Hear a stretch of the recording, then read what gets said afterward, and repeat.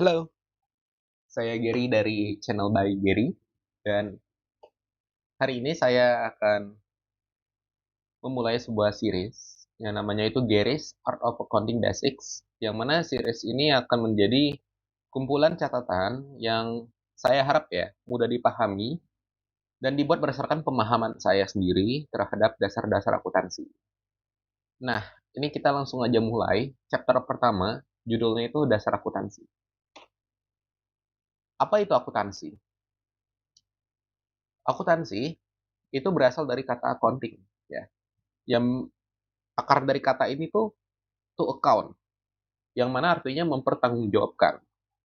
Nah, namun accounting atau akuntansi itu memiliki arti sebagai proses untuk membukukan atau untuk merekam sebuah transaksi keuangan. Nah, dalam akuntansi ada dua logika yang mendasari seluruh ilmunya, yaitu akuntansi didasari dua logika ya. Satu, seseorang dapat memperoleh harta dengan cara berhutang atau dengan menggunakan kekayaan pribadi. Nah, secara matematika, ini ditulis dengan persamaan harta sama dengan utang ditambah kekayaan pribadi. Oke. Lalu logika kedua yang membangun akuntansi adalah kekayaan seseorang dapat dinilai dengan mengurangi hartanya dengan jumlah utangnya. Secara matematika, ini ditulis dengan harta dikurang utang sama dengan kekayaan pribadi. Nah, teman-teman, sebelum kita lanjut ya, coba diperhatikan persamaan matematika di logika satu dan logika 2 itu sebenarnya sama ya, teman-teman.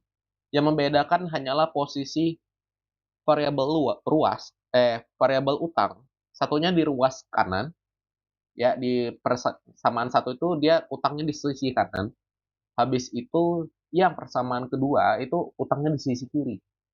Nah, saat perpindahan sisi ya, itu kan terjadi flipping, terjadi transformasi terhadap plus sama minusnya, di mana saat utang positif di sisi kanan berpindah ke kiri menjadi negatif. Matematika dasar ya teman-teman ya.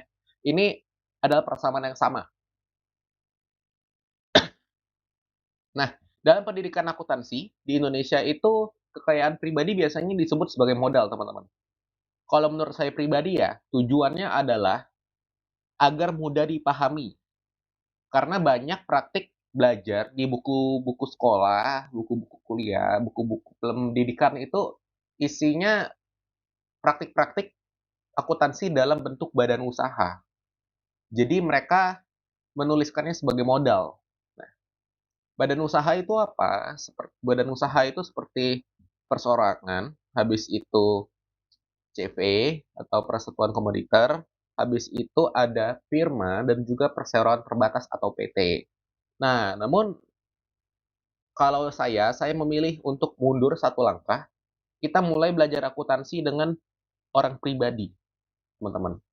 Jadi, saya lebih memilih untuk menyebut ini sebagai kekayaan pribadi, bukan modal, karena saya mundur satu langkah ke pembukuannya orang pribadi. Nah, gimana caranya melakukan pembukuan pada entitas pribadi gitu?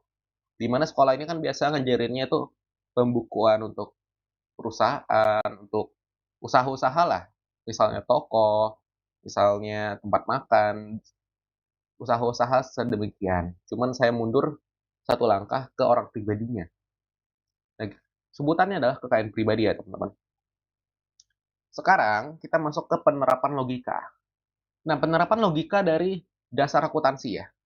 Ini ada slide satu dari dua slide yang sudah saya sajikan. Oke, yang pertama nih, logika akuntansi itu bisa dibuktikan oleh siapapun ya. Karena logika akuntansi itu sangat mendasar dan saya yakin ini sangat-sangat valid. Bisa kalian buktikan dengan contoh yang mungkin kalian bikin sendiri kasusnya atau kalian karang-karang sendiri. Tapi eh, di video kali ini saya sudah menyediakan contoh-contoh untuk pembuktian logika ini. Oke. Nah, yang pertama, Andi memiliki uang tunai sebesar 50 juta. dan ia memiliki utang 2 juta. Nah, secara accounting nih, secara akuntansi, kekayaan pribadi Andi adalah 48 juta. Loh, kok bisa? Nah, kita balik ke slide sebelumnya. Logika yang nomor 2. Logika kedua, harta dikurangi hutang adalah kekayaan pribadi. Nah, jadi kalau Andi punya harta 50 juta dan dia memiliki utang 2 juta, berarti kekayaan dia itu 48 juta. Sisanya itu menjadi milik dia pribadi gitu. Karena dia nggak punya utang lagi, semuanya udah punya dia. Nah, lalu kita ke contoh yang kedua. Andi kemudian meminjam uang tunai 5 juta dari ibunya. Nah, melanjutkan persamaan yang tadi ya, kita coba cek posisi keuangan Andi ini sekarang berapa sih? Harta Andi yang sebelumnya itu 50 juta, ini bertambah 5 juta karena meminjam uang dari ibunya. Oke, harta menjadi 55 juta. Kemudian, utang yang awalnya itu 2 juta, sekarang bertambah 5 juta. Karena sudah meminjam dari ibunya kan. Utangnya menjadi 7 juta. Namun kekayaan pribadi Andi masih sama, karena dia tidak menerima penghasilan ataupun mengeluarkan biaya atau beban ya teman-teman ya. Jadi kekayaan pribadinya tetap 48 juta. Nah, ini selaras ya, persamaan ini selaras dengan logika pertama yang dasar akuntansi teman-teman. Ini slide sebelumnya ya. Harta sama dengan utang ditambah kekayaan pribadi. Ini selaras dengan yang contoh kedua. Oke. Dan kita masuk ke contoh ketiga. Ini udah slide 2 dari penerapan logika ya teman-teman. Andi itu menghabiskan 3 juta untuk healing bersama kekasihnya. Nah, sekarang dia ada pengeluaran nih teman-teman. Untuk healing sama kekasihnya ya. Nah, secara accounting ya, secara akuntansi, sekarang posisi keuangan Andi itu berubah. Yang awalnya kan harta 55 juta. Sekarang keluar nih uangnya 3 juta. Berarti harta menjadi 52 juta. Nah, lalu dia memiliki utang, kan nilainya awalnya 7 juta. Transaksi menghabiskan uang untuk healing ini tidak ada hubungannya sama utang. Jadi utangnya tidak berubah. Tetap 7 juta. Namun ya, kekayaan pribadi dia berkurang. Karena dia udah berfoya-foya untuk healing ya. Dia mengeluarkan kekayaannya untuk hiburan dirinya dengan kekasih. Nah, jadi yang awalnya kekayaan pribadi dia itu 48 juta ya teman-teman ya. Sekarang berubah menjadi 45 juta. Karena sudah ada pengeluaran untuk healing tadi. Oke.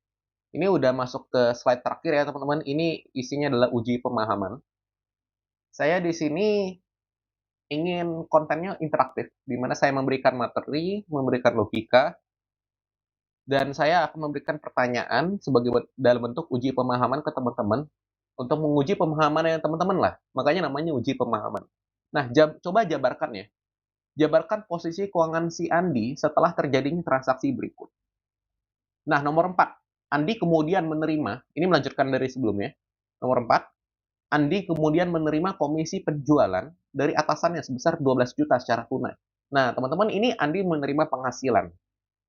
Menurut teman-teman, bagaimana nih perubahan posisi keuangannya si Andi gitu. Nah, sekarang kita masuk ke nomor 5. Andi membayar lunas utang miliknya sebanyak 7 juta. Oke. Gimana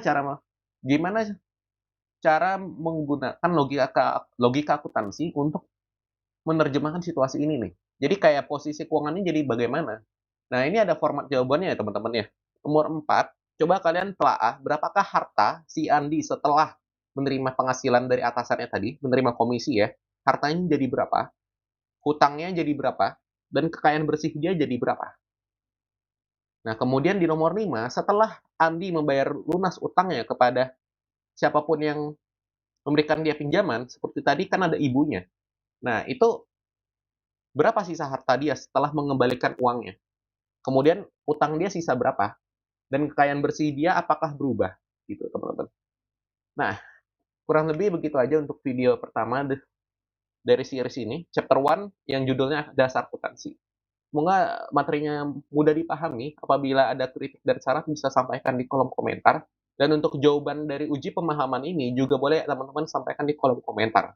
Nanti saya akan review, apabila jawabannya benar, saya akan memberitahu bahwa itu benar, dan apabila menurut saya salah, nanti saya akan memberikan koreksinya dan alasan mengapa itu salah di kolom komentar. Sekian, terima kasih sudah menonton. Sampai jumpa di chapter kedua.